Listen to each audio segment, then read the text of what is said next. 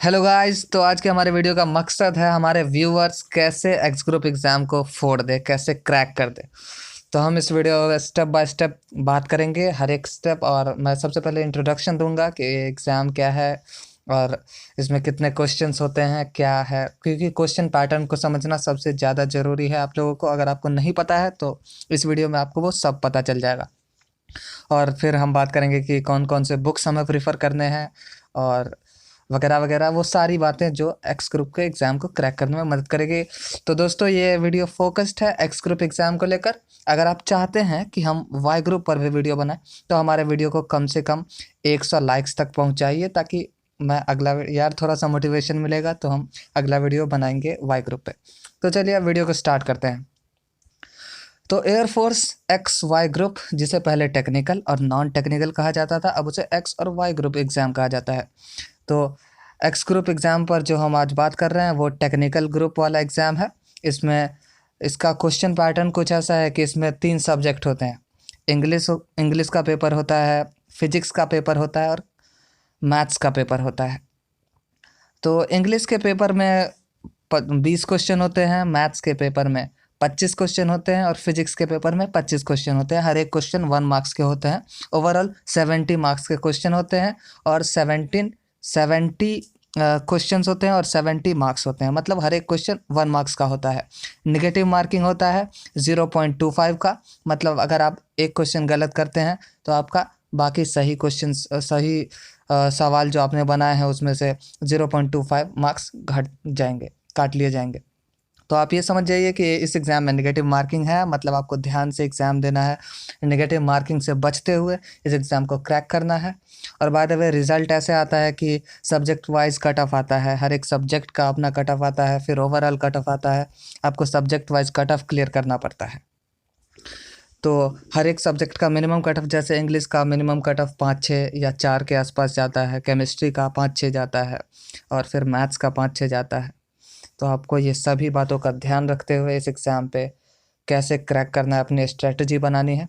तो चलिए हम बात करते हैं कि अब इस एग्ज़ाम को कैसे क्रैक करें। तो हमारे पास यहाँ 2 टाइप के बच्चे होते हैं। एक जिनकी अंग्रेज़ी अच्छी खासी है और एक जिनकी अंग्रेज़ी ठीक-ठाक है। तो अच्छी खासी अंग्रेज़ी वालों के लिए कोई ख़ास दिक्कत है नहीं, क्योंकि इंग्लिश का पेपर उन्हें अच्छे से हो जाएगा। तो सबसे पहले अगर हम इंग्लिश की बात करें तो अंग्रेज़ी का पेपर बहुत ही ईज़ी होता है और कुछ ही क्वेश्चन होते हैं, जैसे वर्ड मीनिंग वाले हो गए या फिर कुछ छोटे बड़े क्वेश्चंस होते हैं, जैसे फिल इन द ब्लैंक्स हो गए, पैराग्राफ वाले क्वेश्चन हो गए। तो ये सब क्वेश्चन कुछ टफ नहीं है, आप आसानी से कर पाएंगे। टोटल 20 क्वेश्चन होते हैं, जिनमें से आपको कम से कम 10-11 क्वेश्चन को करना है, ताकि एक अच्छा सा स्कोर, वैलिड स्कोर आपको मिल सके। और उसके बाद अगर आपकी अंग्रेज़ी ठीक नहीं है तो आपको अंग्रेज़ी पर काम करना होगा, क्योंकि अंग्रेज़ी की वजह से कई बच्चे छँटते हैं। हर बार बच्चे अंग्रेज़ी की वजह से छँटते हैं, इंग्लिश की वजह से छँटते हैं। इंग्लिश मायने रखती है इसमें। अगर आप फिजिक्स और मैथ्स ही पढ़कर जाते हैं और अगर इंग्लिश का कट ऑफ नहीं निकल पाते हैं तो ये दिक्कत वाली बात हो जाती है।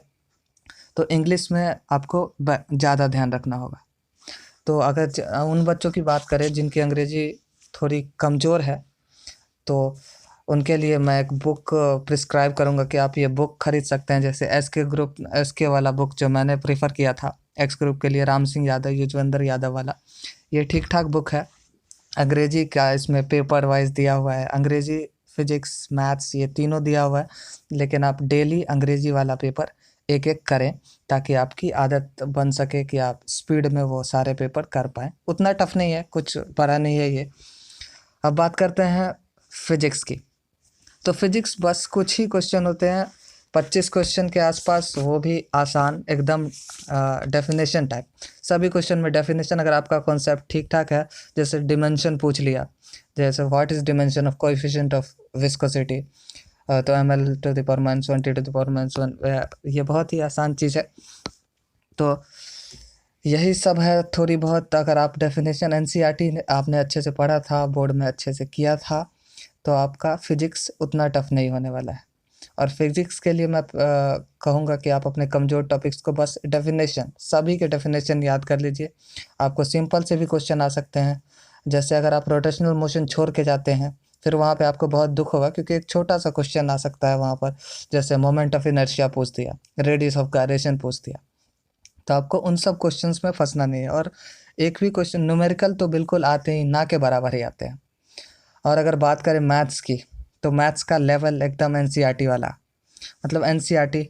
अगर मान लीजिए डिफरेंशियल इक्वेशन से कोई क्वेश्चन पूछा, तो डिफरेंशियल इक्वेशन में आपको क्या आप एक्सपेक्ट करते होंगे कि वो ऑर्डर पूछ दिया या फिर डिग्री पूछ दिया, और वही होता भी है।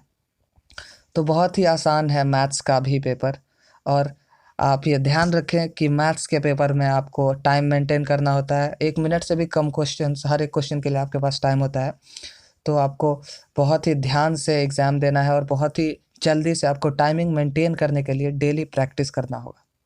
तो वही जो बुक का मैंने बताया था, उस बुक से आपको डेली एक एक पेपर तो करना ही होगा। और ओवरऑल अगर बात करें तीनों सब्जेक्ट का बेस्ट प्रिपरेशन स्ट्रेटजी, अगर आप चाहते हैं कि मैं कुछ ना करूं और मैं सीधे इस एग्ज़ाम को कैसे शॉर्टकट में क्रैक करूं, तो सबसे पहले आप ये बुक उठाइए और डेली कम से कम 2 या 3 पेपर कीजिए। आप अरिहंत के भी बुक प्रेफर कर सकते हैं, मार्केट में ढेर सारे बुक्स हैं जो आपको एक एग्ज़ाम क्रैक करने में मदद करेंगे। और ये चूँकि ये बुक मैंने खुद ट्राई किया हुआ है और ये इट वर्क्स यार, तो इसीलिए आप चाहें तो इस बुक को भी यूज़ कर सकते हैं। ये कोई मैं प्रमोशन वगैरह नहीं कर रहा हूँ। तो यही है, आप इन्हीं छोटी-छोटी बातों का ध्यान रख के एयरफोर्स एक्स ग्रुप के एग्ज़ाम को क्रैक कर सकते हैं। बहुत ही आसान सा एग्ज़ाम है यार, कोई टफ़ नहीं है, बिल्कुल ईज़ी है। बस आपको कट ऑफ क्लियर करना है और कम से कम वैलिड स्कोर आप एम कीजिए कि आपको 55 आए, 50 से ज़्यादा आए, 70 में से कम 50 आने ही चाहिए, तभी आपका वैलिड स्कोर माना जाएगा, क्योंकि कट ऑफ आप बहुत हाई कभी-कभी चली जाती है। थैंक यू दोस्तों।